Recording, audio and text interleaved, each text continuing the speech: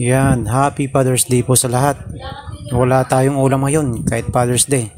Kaya ito na lang ating gagawin.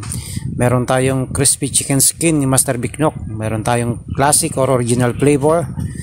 Meron tayong sweet and creamy sour cream. Yan. Salted seaweeds. Yan. Yan ang ating original flavor. Ito yung ating gagawin ngayon, ha, mga kabiknok. Yan, ilagay natin dito sa ating bowl.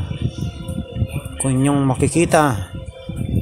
Yan, ilagay natin ang ating chicken skin na napaka-crispy, ha.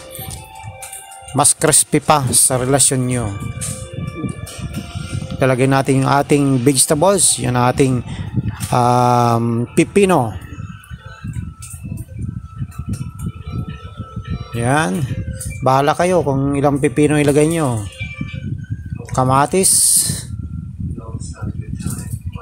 Yan. Sibuyas. Bahala kayo kung ilan ang ilalagay nyo. At ang ating repolyo. Yan. Ako. Bahala kayo kung ubusin nyo na. Siyempre natural ubusin natin to kasi nga sayang ang ating repolyo. Haluin. Yan, i-mix. Okay. At lagyan natin ang ating mga sauces. Yan yung ating mayo garlic. Bahala kayo kung ilan sako o bote ang ilagay nyo. Honey mustard. Yan po ay sariling gawa ni Master Bicnok. Yan.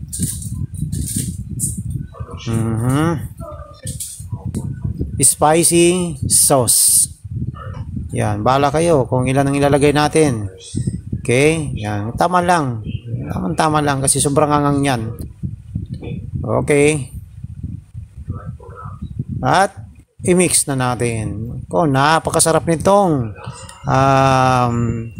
sa mga nagkikita diet dyan. Yan. Ako, talagang matatakam kayo dito sa ating salad. Vegetable salad with crispy chicken skin ni Master Bicnok. Try na natin. Lantakan.